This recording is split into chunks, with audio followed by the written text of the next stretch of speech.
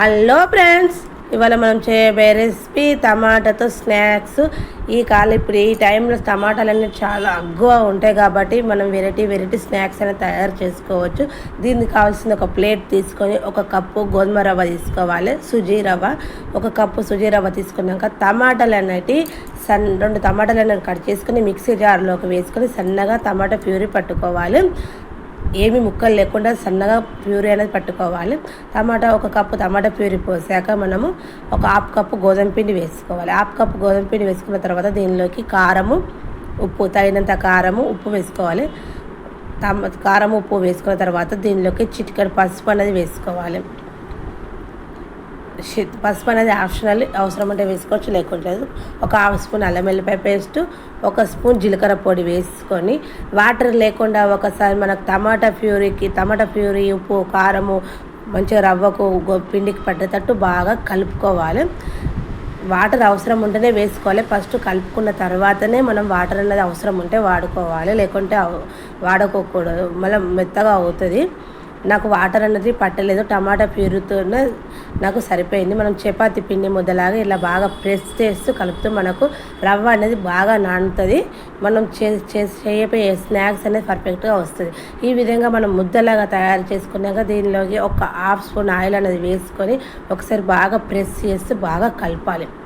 పిండి బాగా కలుపుతూ మనకు స్నాక్స్ అనేది పర్ఫెక్ట్గా వస్తుంది. ఇలా కలిపిన పిండిని మూత పెట్టి ఒక 15 మినిట్స్ నాననివ్వాలి.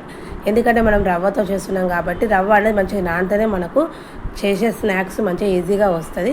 తర్వాత మనం 15 మినిట్స్ తర్వాత మనం పిండి ముద్దలు తీసుకొని ఒకసారి ప్రెస్ చేసి బాగా కలిపి తర్వాత మనకు అవసరమైనంత చపాతీ పిండి ముద్దలాగా తీసుకొని మనం కొంచెం పొడిపిండి చల్లుకుంటూ దీన్ని చపాతీలాగా చేసుకోవాలి. పొడిపిండి అనేది ఎక్కువ పట్టదు, కొంచెమే పడుతుంది. బాగా పొడిపిండిలో అద్దుకుంటూ చపాతీలాగా తాలవద్దు, ఇట్లా కొంచెమే ఇట్లా మనకు అంటుకోకుండా ఉండడానికి కొంచెం పొడిపిండి అనేది వేసుకొని చపాతీలాగా కాల్చుకోవాలి. ఎంత వీలైతే అంత బాగా మందంగా కాదు, బాగా పల్చగా కాదు, మాదిరిగా తాల్చుకోవాలి. ఈ విధంగా తాల్చుకున్న చపాతీని సైడ్స్ కట్ చేయాలి, మొత్తము స్క్వేర్ షేప్లో చేసుకోవాలి.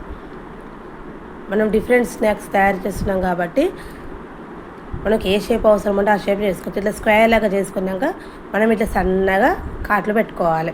ఒక్కొక్కటి ఇట్లా సన్నగా కట్ చేసుకోవాలి. డీప్ ఫ్రైకి సరిపడా ఆయిల్ పెట్టుకోవాలి. ఈ విధంగా కట్ చేసుకున్న వాటిని ఇట్లా ఒక్కొక్కటి కట్ చేసుకున్న వాటికి మనం డీప్ ఫ్రై సరిపడా ఆయిల్ పెట్టుకోవాలి. ఆయిల్ అనేది కాగాక దానిలోకి మనం తయారు చేసుకున్న టమాటా స్నాక్స్ను వేసుకొని గోల్డెన్ బ్రౌన్ కలర్ వచ్చే వరకు మంచిగా గోలించుకోవాలి. ఈ విధంగా గోలాలి. మంచి కలర్ వచ్చే వరకు గోలిన తర్వాత ప్లేట్లోకి తీసుకోవాలి. ప్లేట్లోకి తీసుకుంటే మనం ఇట్లా చుంచితే మంచిగా చిట్టపడమని సౌండ్ వస్తాయి. ఇవి ఒక 2-3 డేస్ పక్కాగా ఉంటాయి. ఇది టమాటా కెచప్తో కానీ పెరుగుతో తింటే కానీ చాలా బాగా ఉంటుంది. ఎంతో టేస్టీ గల టమాటా స్నాక్స్ రెడీ అయిపోయింది. మీరు ఒకసారి ట్రై చేసి చూడండి ఫ్రెండ్స్. ఓకేనా? Bye friends.